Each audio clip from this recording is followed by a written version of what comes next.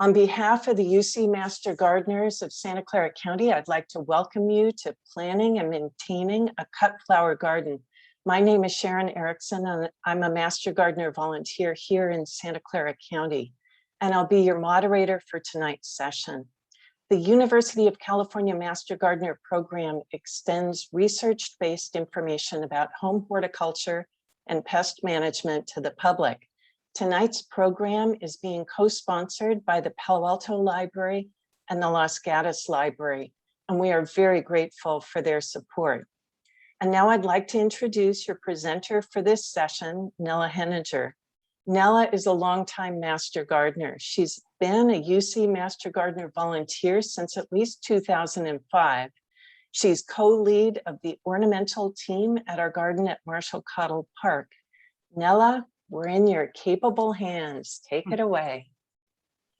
Thank you, Sharon. Our first slide is just to tell you who the Master Gardeners are. And we are all volunteers with the mission to extend research-based information on home horticulture, pest management, and sustainable landscape practices in Santa Clara to Santa Clara County residents. There's our website. You can find us there, and there's all kinds of information. Here's a picture of the website over here. Nearly all 50 states and the District of Columbia have Master Gardener programs, and you can find a program in California at this link, and one in your state, which is California. So anyway, that's who we are. So we're going to be looking at a cutting garden. And there are lots of reasons you might want to plant a cutting garden.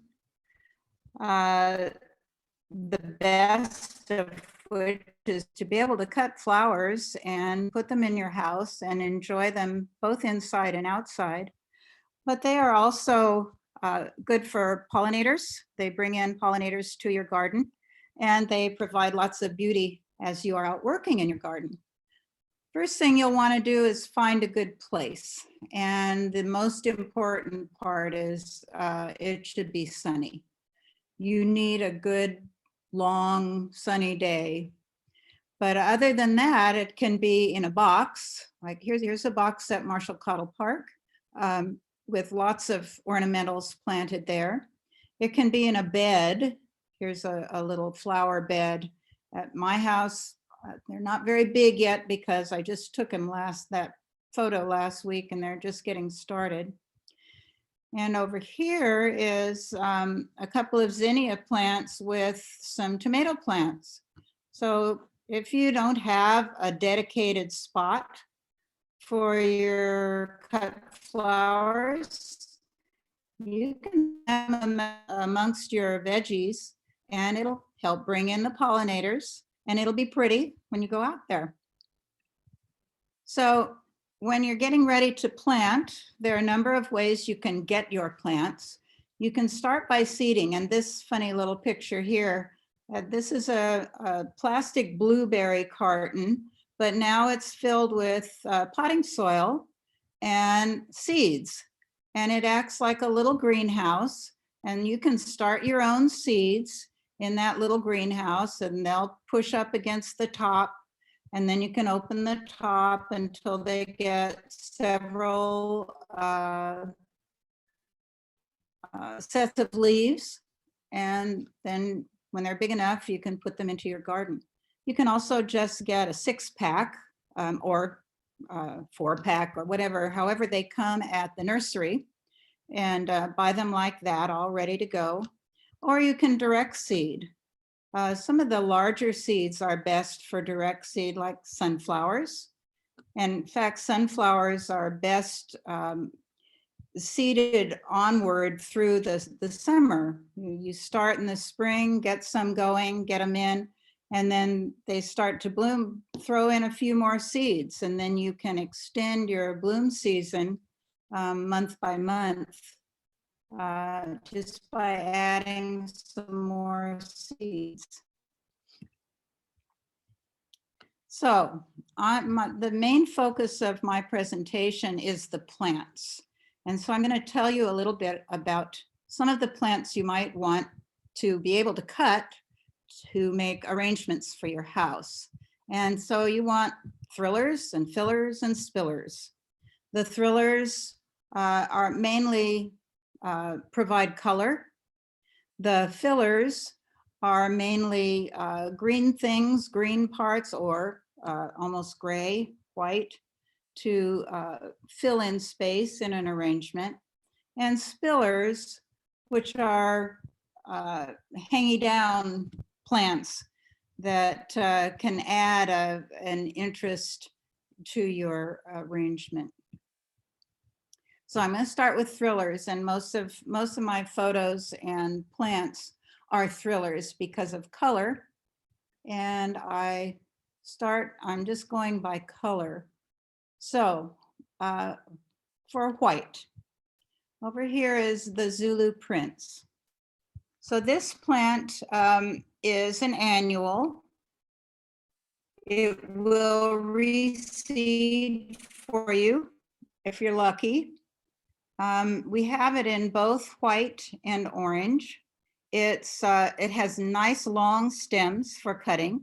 It's quite prolific. It stays well in a vase for a good week, I would say. It does close up when the sun goes down. It does that in the garden and it does that in the house. But as soon as it gets some light, it opens up again. So it has a little action there for you to enjoy. Over here is the polar bear zinnia. It's the pure white zinnia that we have. We grow it to grow at Marshall Cottle and also for sale at our spring market. There are lots of colors of zinnias, and you'll be seeing a few of them tonight. Zinnias are annuals. They don't readily reseed, although sometimes we get a nice reseeding, but not always. Down here is Scabiosa fama white.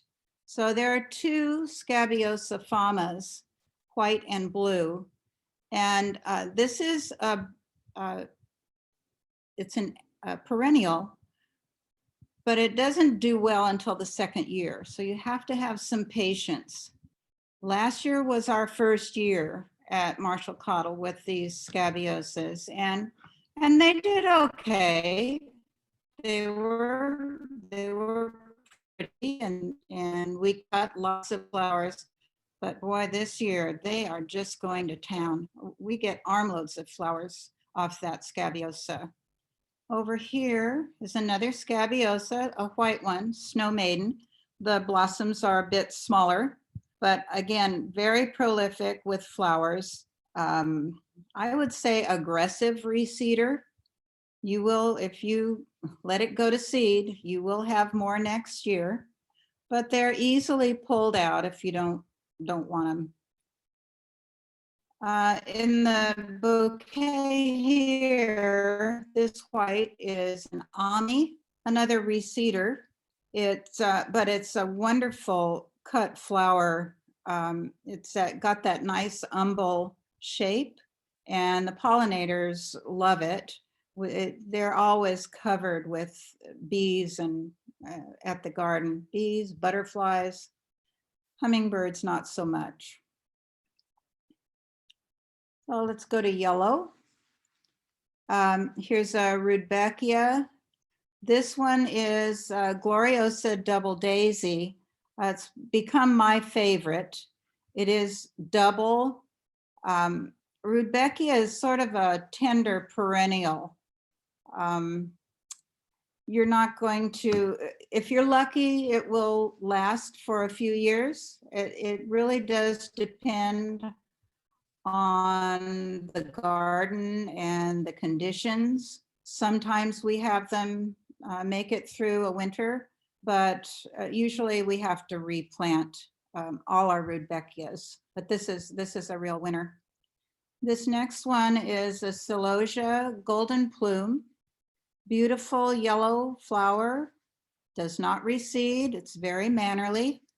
And it puts out lots of blooms as you go through the summer. You start out, the stems are fairly short, but as the summer goes on and the plant gets bigger, then the plants get, or the stems get longer. Over here, I don't know, I can't see it on my computer because our faces are in the way, but this is a Tithonia Aztec Sun. Tithonias are an interesting plant. We have only been growing them for a couple of years. We started out with a bright orange Mexican sunflower, it's called, and it grows about the same way. It gets quite large. It does reseed. And the stems, you have to be kind of careful with them in an arrangement. The stems tend to bend fairly easily, but when you're cutting, if you're careful, they'll be okay. And then they last in a vase for a good week. Of course, sunflowers are wonderful. There are so many different colors, sizes, and you just go through a seed catalog or just go to the nursery and look at all the seeds, and you will see there are many sunflowers to choose from. And some are pollenless if you don't want that little yellow dust on your table. Personally, I prefer pollen in my sunflowers so that the bees can have it, and they still make some seeds, but it's better if they are pollinated, and the seeds are better for the birds if you're growing them for birds. Here's another zinnia, just a yellow one. I'm not sure of the name of that one, but there are a number of different yellow zinnias, and as I said, you'll be seeing lots of zinnias. So on to pink. I'll start with the zinnia up here. This is a pale pink. This is a scabiosa flowered zinnia. They have a little different center. As you can see, there's a little bit more of the stamens in there. And it's a very pretty flower. And you can get lots of different shades of pink and other colors as well. Here's another scabiosa. This is salmon rose. Lovely pink flower. Same comments for all the other scabiosas. It will reseed for you. It's going to give you lots of flowers, as you can see. And it's a perennial. It will keep going as it recedes as well. Here's Kiss Me Over the Garden Gate over here. This is a very tall, it's also a spiller. As you can see, it bends over as it kisses you over the garden gate. And it makes a really nice part of an arrangement. Down here is a straw flower. We've been growing straw flowers now for several years. This is just one of the colors that we're growing. And straw flowers are wonderful both in an arrangement in a vase with water, or they can be dried and used in a number of ways as a dried flower later on.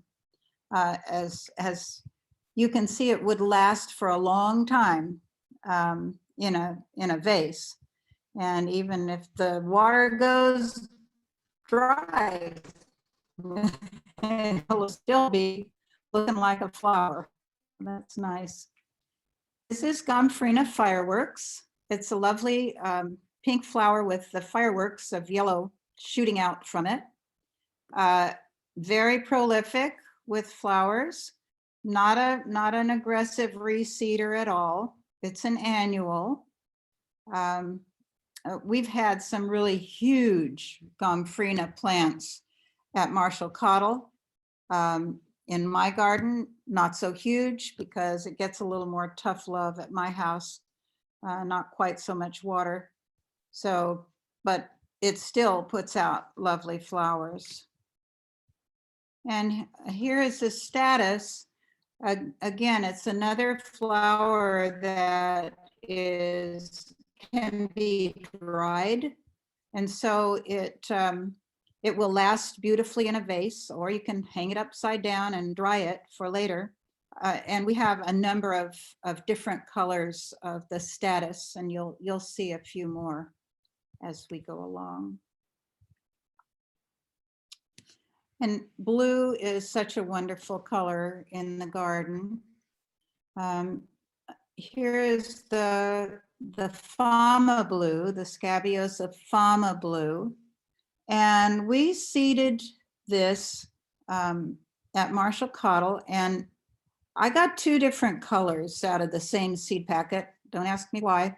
It was named Deep Blue, and it looks more like a pale blue to me. But there's another flower there at Marshall Cottle that's a little bit darker. It was the luck of the draw, I guess, with the seed packet, but it has the same attributes as the Fama White. And this second year, it is just going to town. It's just lovely. Here is Ageratum, Dondo Blue. Ageratum is a kind of a fir-like plant.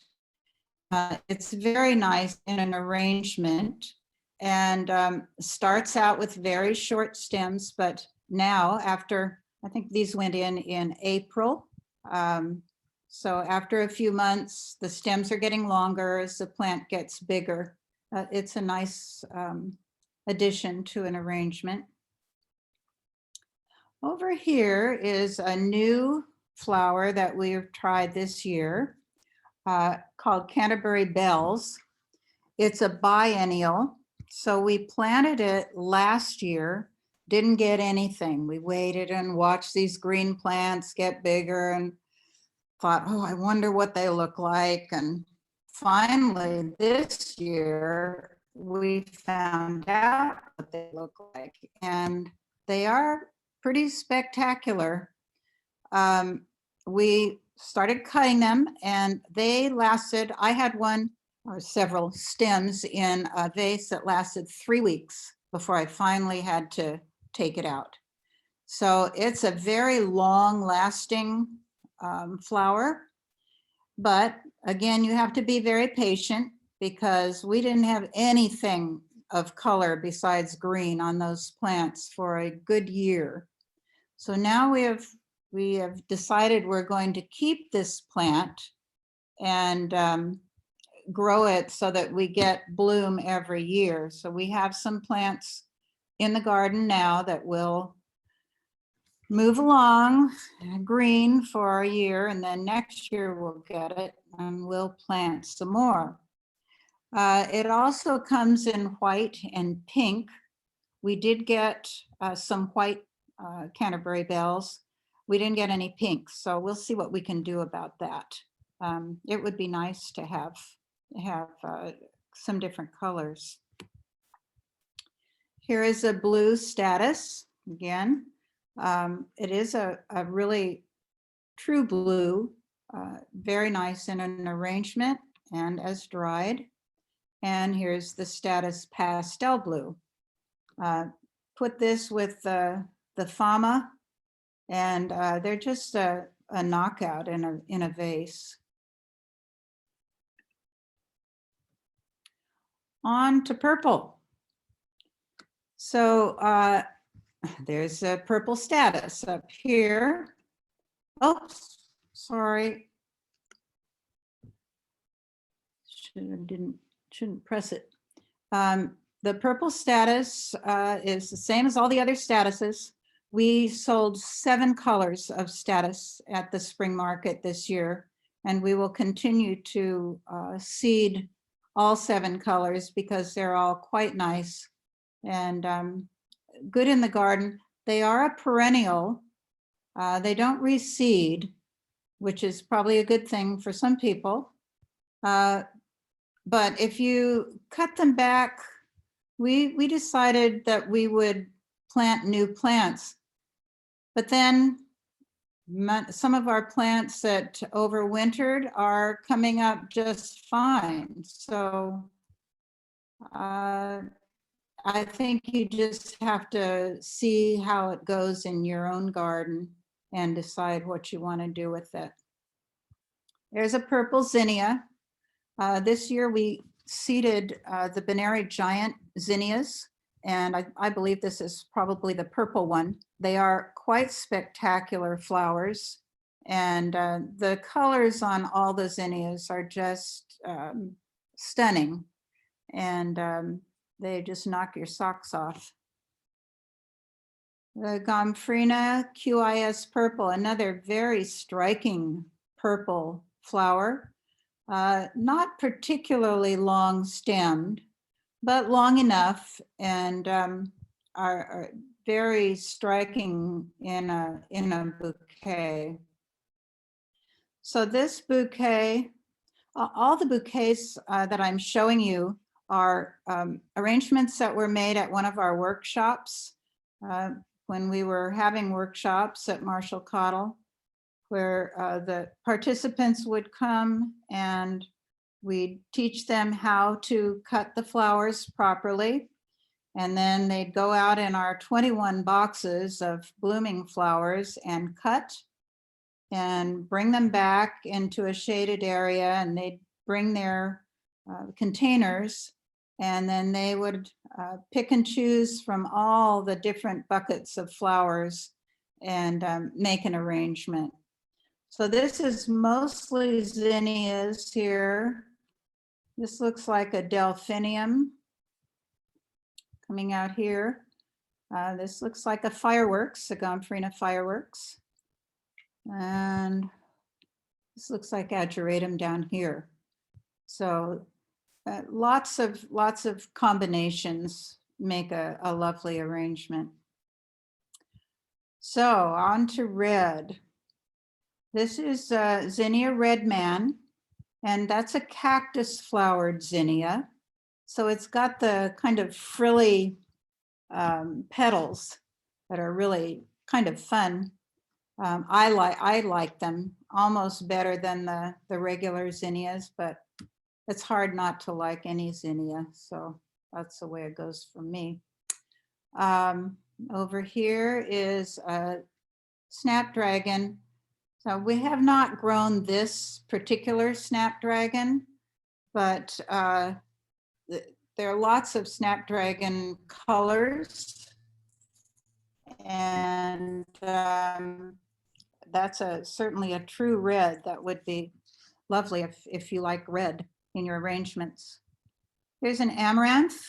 Amaranths are varied in color.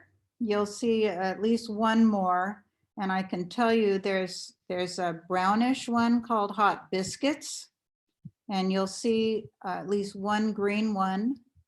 This is Red Spike, so it's an upright amaranth.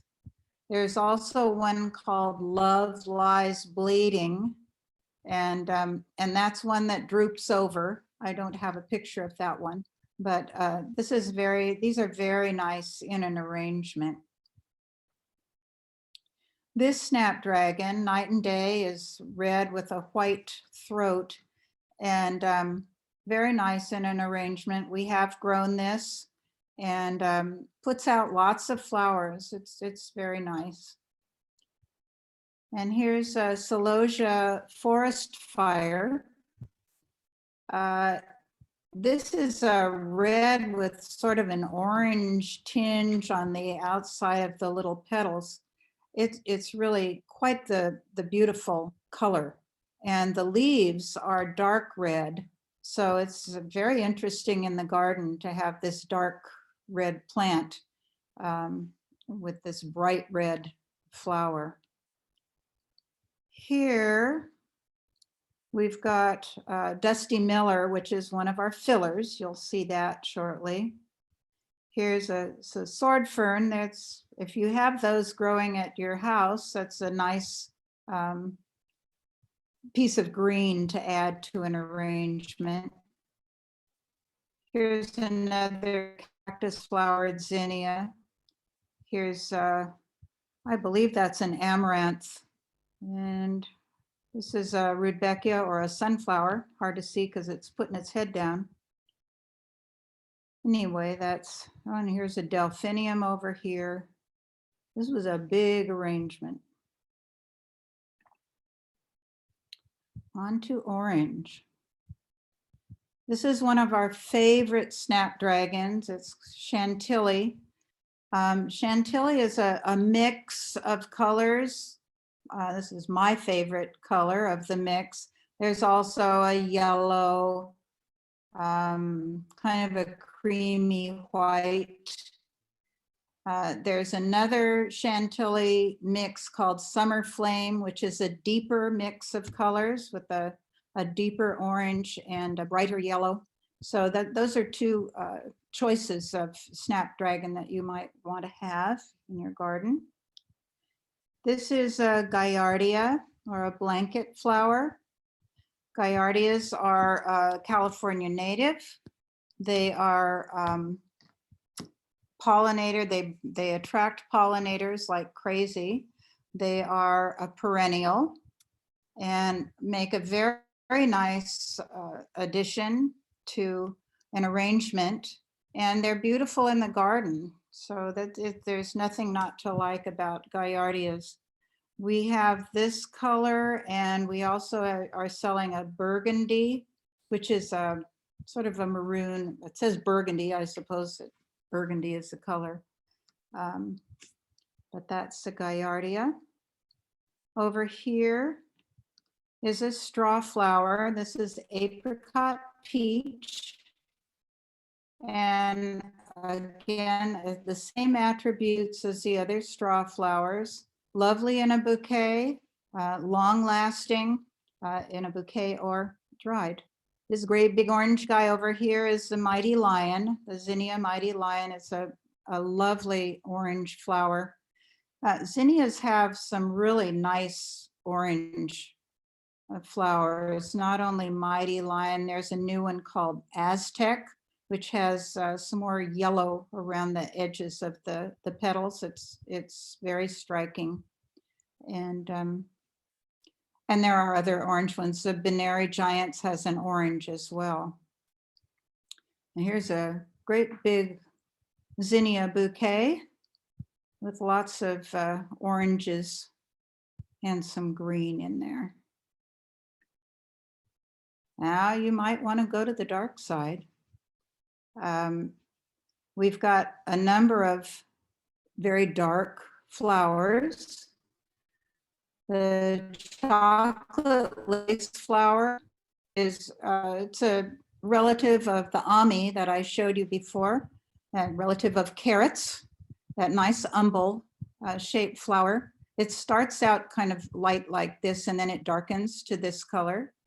Lasts well in a vase, about a week, and beautiful in the garden. Pollinators love it. And so it's a very nice addition to the garden. Down here is Black Prince Snapdragon, very dark, deep red. If you like those dark colors, that's a good one to have.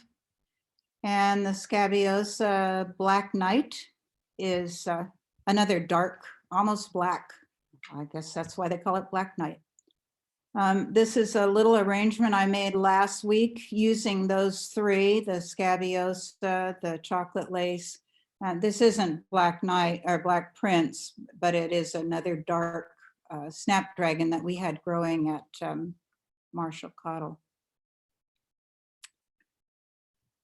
So on to fillers. Fillers are plants that you put, to add into among your flowers and fill in spaces that you might not want to be empty. Bells of Ireland is a great filler. It's also not bad all by itself. It is a very aggressive reseeder. It's a long-lasting flower. We have it at Marshall Cottle. I have it in my garden. And it lasts, and because it reseeds, you have some that start a little bit earlier than others. And so you have a continuation of bloom through the summer. Mine, in my garden now, I still have some that I could cut and put in an arrangement. I think we've taken out most of our bells at Marshall Cottle to make room for other things, but they'll be back next year. We will have little seedlings of bells of Ireland. This little guy down here is Bupleurum, and it's a lovely filler. It's a reseeder. I have it reseeded in my garden, and I believe it reseeded at Marshall Cottle.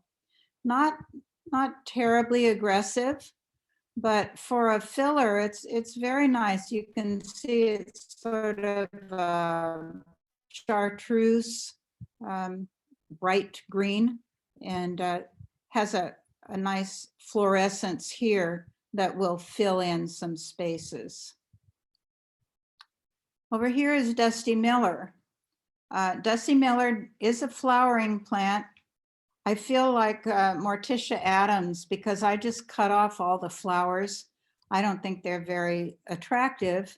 They're little yellow daisy-like flowers, and I just cut them off as soon as I see them because the leaves are what I want for fillers in an arrangement. And this is a lacy one. There's also a Dusty Miller that has a little less lacy flower, but it's a great filler for your arrangements. So down here is Bells of Ireland with the Canterbury bells. It's a bell ringing arrangement for sure. And here's some more. Baby's Breath, of course, is always a good filler. We've been growing Feverfew. Was never my favorite plant, but I've changed my mind because the varieties that we've been growing at Marshall Cottle are really quite nice, quite lovely, and they're perennial. As any of you who have grown it know, it does reseed.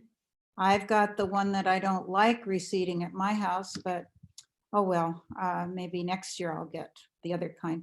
So this is a yellow Feverfew. It has a little round blossom. The photo isn't all that great, but it's a little yellow, it's called a sunny ball. So it's a little yellow round blossom. And this is a Virgo white. It's just beautiful and very full. It does a nice job of filling in an arrangement. Here is red hibiscus. Now we started growing this last year.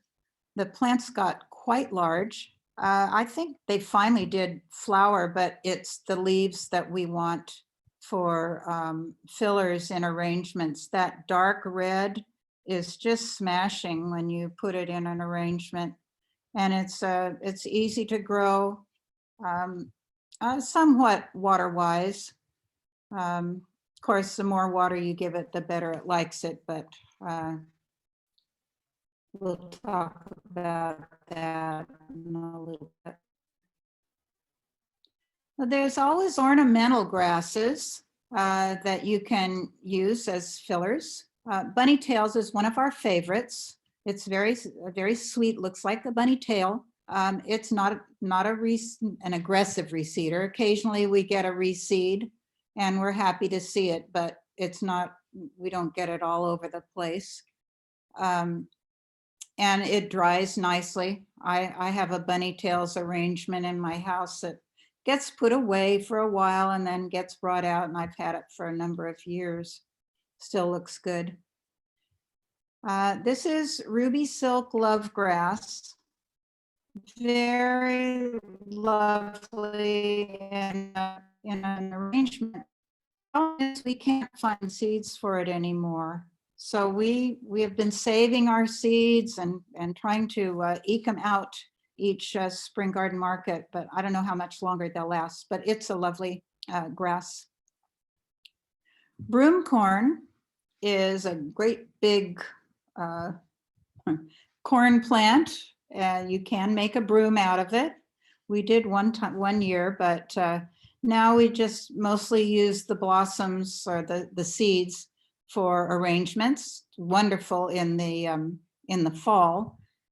Up here in this arrangement, you can see some broomcorn here.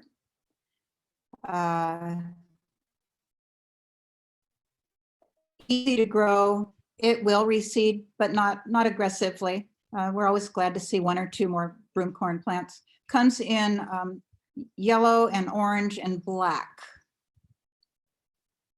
And this is a blue grama grass that we just started, we just seeded this year. So it's also called eyelash grass. You can see why. So I can't tell you too much about it because we're just trialing it right now, but that's what we do. On to spillers. So we've already seen most of these.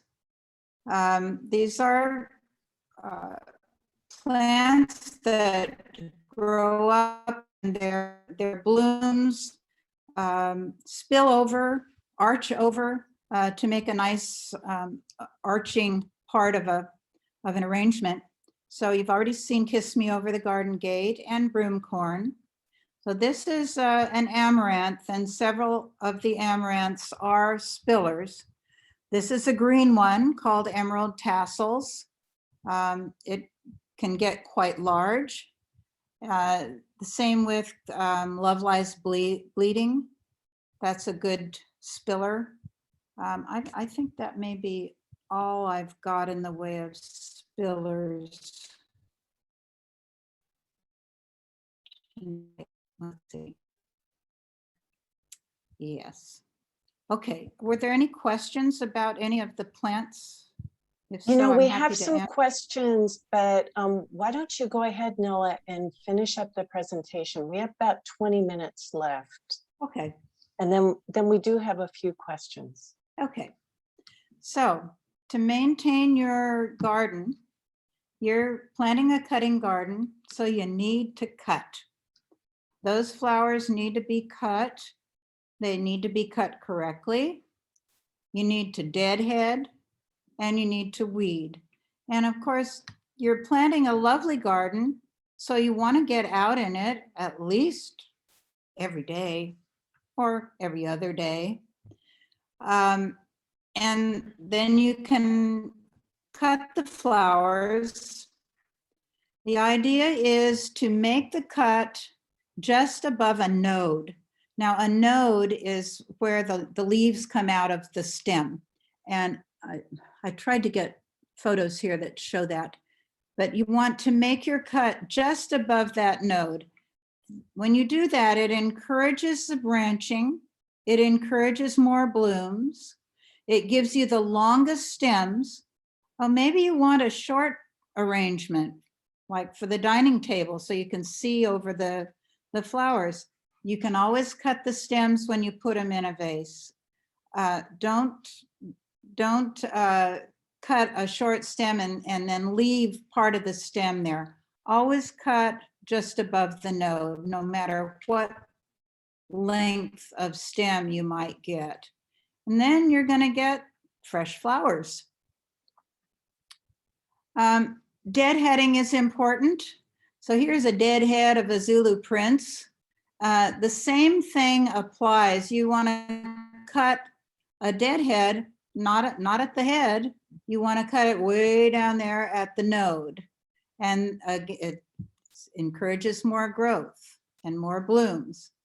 And you want to remove weeds, any weeds that are taking up the water or the nutrients from around your plants, and then cut again. I can't emphasize it enough. If you have a cut garden, you need to cut. So I put just a photo of a couple of good weeding tools here. This is a Hori Hori knife. It's a heavy duty weeder, and you may or may not have one of those. You probably have one of these if you do any gardening. It's a standard weeding tool, and it's always good to have that with you out in the garden. I have to weed out lots of bindweed in my garden and also at Marshall Cottle. So having a good weeding tool, or maybe even two, is not a bad idea. So now we're having to deal with drought. It's going to be a problem this year especially, and who knows, maybe next year as well. You want to start when you're planting your flowers or any plants, you want to start with moist soil. I like to dig the hole and fill it with water and make sure that my seedling is good and wet, and then put it in, and then water it in as well. You want to give them a good start by give them water, maybe every other day for a couple of weeks, and then you can pull back. If you use a soaker or a drip, you can cover that with a couple of inches of mulch, and that will help hold in the moisture. And that's important that you do that. Mine is not covered with mulch yet, as you can see. It's just out there just to show you, actually, because I haven't gotten around to putting the mulch on it yet. But anyway, you should monitor the moisture and then only add water when it's absolutely necessary. And then, of course, if you plant your flowers among your veggies, so down here, this is a cosmos at the end of a row of bean plants on a trellis, and the bean plants are being watered, and so the cosmos also gets the water. So there's a double advantage there, because pollinators are coming to the flowers, and then they'll get your veggies as well. On to resources and links. So there's a website. It's a little hard to see, at least on my computer, that blue, but I think you can click on it and get it, and you can always. Yeah, I'm sorry, Nella, we can't really see it, but the first one is just, if you could just explain what they are, and then Louise and I'll try and post them in the chat. Yeah, it's MG Santa Clara at ucanr.edu. That's the Master Gardener website. And the Marshall Cottle Park one is I can't even see it. That's the way it came up when I got this. Okay. It's the Marshall Cottle Park is MCPP-MG Santa Clara at ucanr.edu.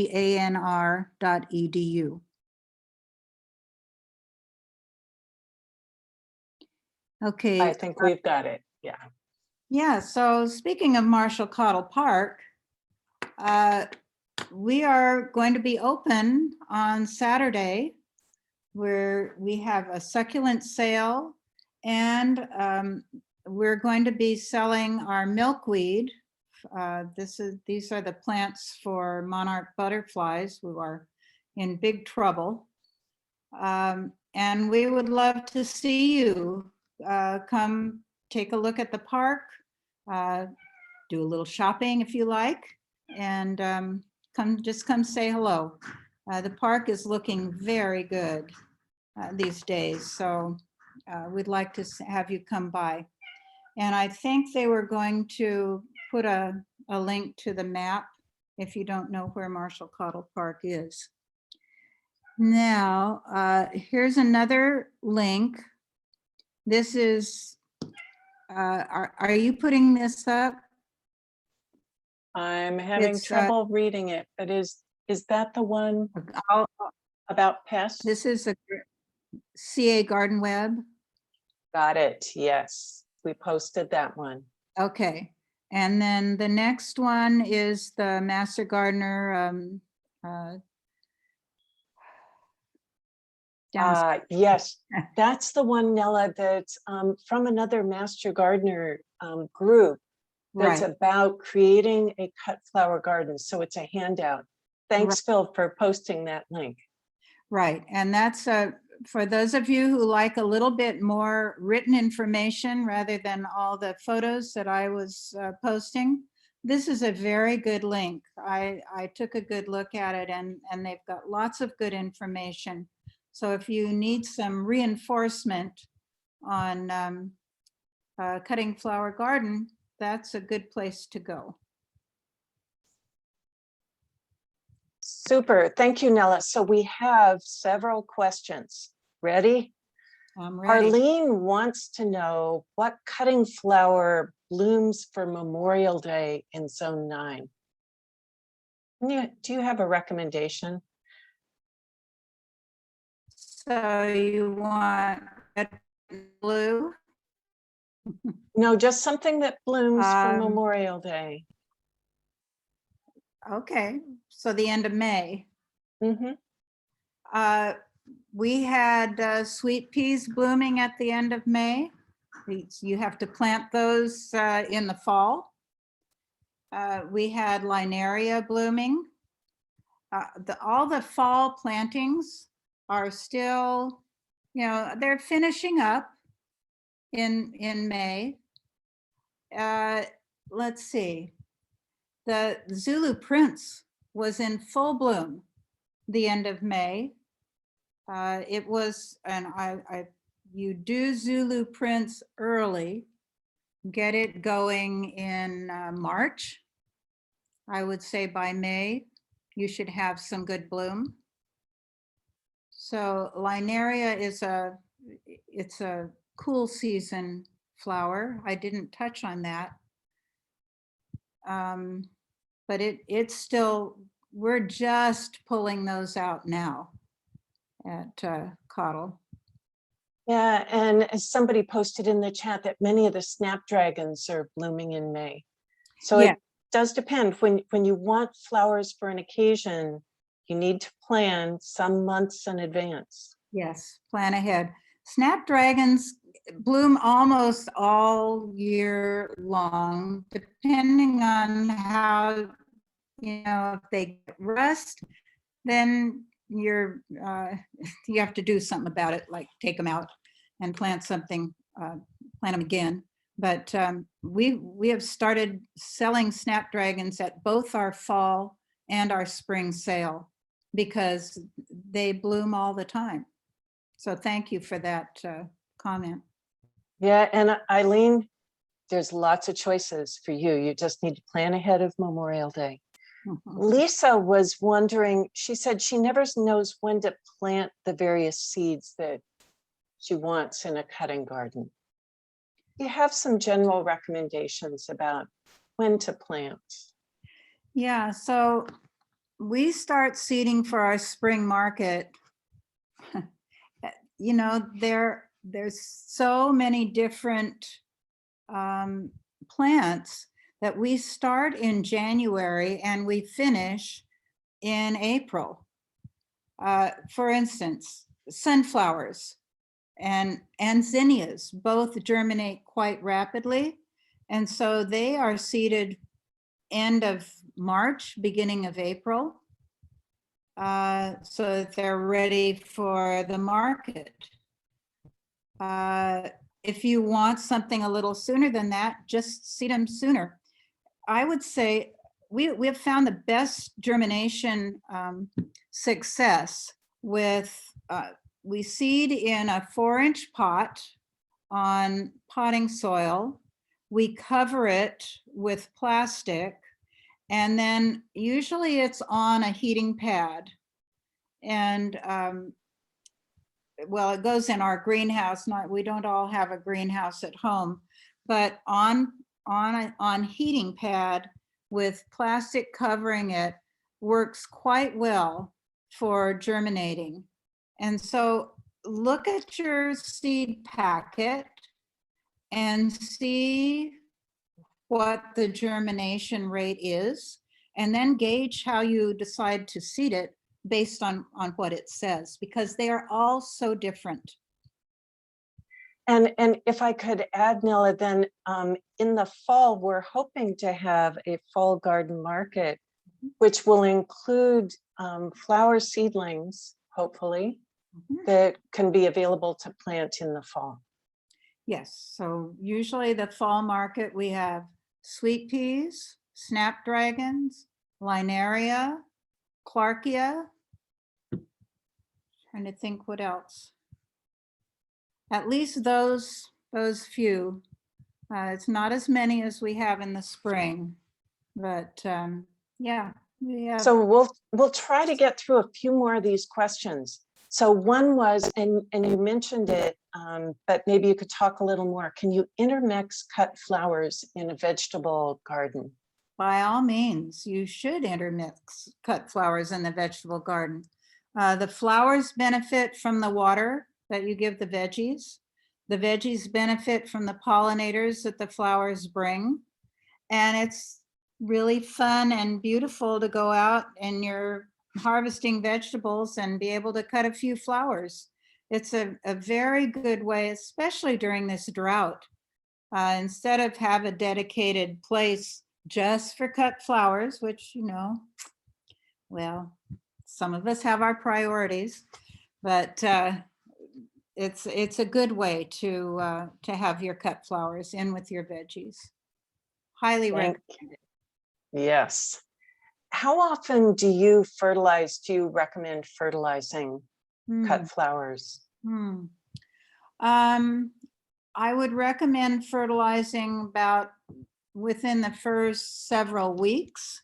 A nice organic fertilizer, either liquid or one that you sprinkle on and then water in. And then maybe again after a month and a half.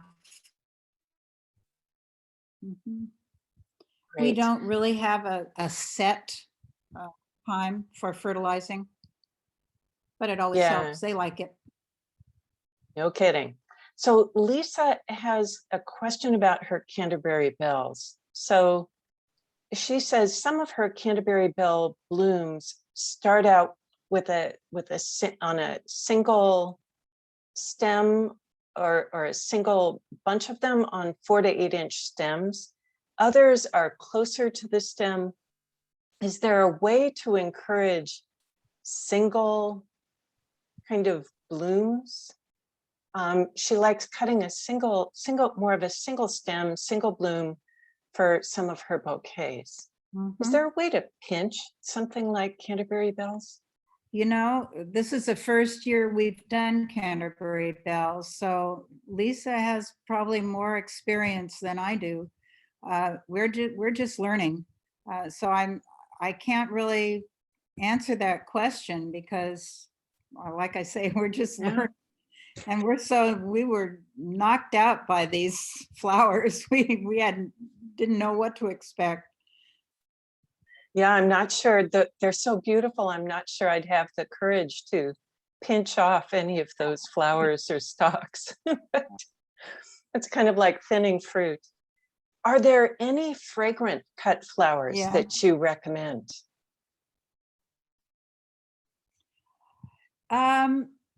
So Of course, sweet peas are fragrant. But they're just in the spring.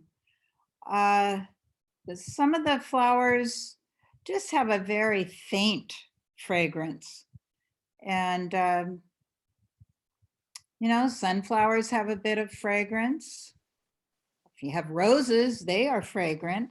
I didn't, that's a whole different ballgame. But most of our annuals don't have much fragrance. The bells of Ireland are not a real attractive fragrance. It's not terrible, but if you stick your nose in them, you might not like it. Most of them just don't have much fragrance. Yeah, try gardenias. Yeah. There are lots of shrubs with a good fragrance, but yeah, it is difficult to find annual flowers that way. Any general suggestions for annual soil preparation? Well, we use our horse poo. We put a layer on in the wintertime and let the rain take it into the soil and dig it in a little bit. So any good compost is a good idea before you start planting. So yeah, I would definitely prepare your soil by adding a good compost, something nice and organic, and dig it in a little bit, and then do your planting. Oh, and here's somebody who says they have some Mexican tuberoses that bloom in July and August with a heavenly fragrance. Oh, so keep your eyes out. Mexican what? Tuberoses. Oh, tuberoses. Oh, yeah. They would be very fragrant. So, Nella, when does plumeria bloom in our area? I can't tell you. It's not something I have grown, that we have grown in the garden. We just have a few more questions, so I think I'll go ahead, and if people can stick around for just a few more seconds. Rosemary is asking, which flowers are drought tolerant? Do you have any recommendations? Well, most of the flowers that I talked about can be drought tolerant if you give them a good start and give them a good layer of mulch, and then just monitor. They're not going to be as floriferous as they might be with more water, but they should be okay during the drought. That's my recommendation. Most of those things that I showed you, sunflowers, celosia, straw flowers, statice, they can all handle a little less water, especially if you give them a nice layer of mulch. And Louise posted a seed source list in the chat, but somebody was asking if you have any recommendations for good vendors for flower seeds or wildflower seeds. I don't know if I can even do that. Can I? I mean, yes, we get our seeds from. You get them from various catalogs? Yeah. Garden. Okay. Yeah, but I think it's okay to go ahead and say who you use. Yeah. It's okay. Okay. Yeah, I think it's all right. Baker Seeds, Botanical Interests, Renee's, Johnny's, Eden Brothers. We get seeds from all of those companies. They all have good online catalogs, and you can get a paper catalog too if you ask for it. Great. And then one last question. We've got a couple of people asking for tips on growing carnations. Again, that's not something we have done at Marshall Cottle, and I have no experience growing carnations.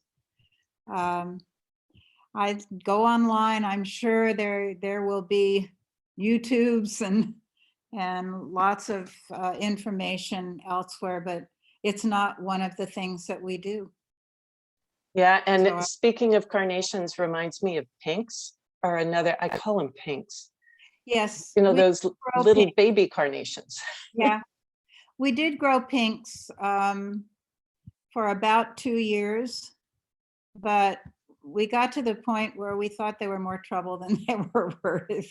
A lot of deadheading, short stems. So it wasn't something we wanted to stick with. Yeah.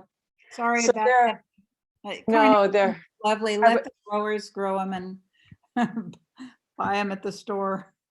absolutely. Well, I want to thank you, Nella, for your excellent presentation. This has been terrific. So many times master gardeners offer classes about vegetable gardening. And I'm with you completely that flowers are such an important part of a vegetable garden. And they've always been a part of my garden. I want to thank the Palo Alto Library and the Los Gatos Library for co-sponsoring this event, and to all of you for attending and for your questions. For additional information, please check out the Santa Clara County Master Gardener website at mgsantaclara.ucanr.edu. If you have any specific questions about something that's growing in your garden, please feel free to contact the Santa Clara County Master Gardener Help Desk or participate in our monthly online plant clinic. And with that, I think I'll say good night. On behalf of me and Nella and Louise, good night, take care, happy flower gardening. Good night, everybody.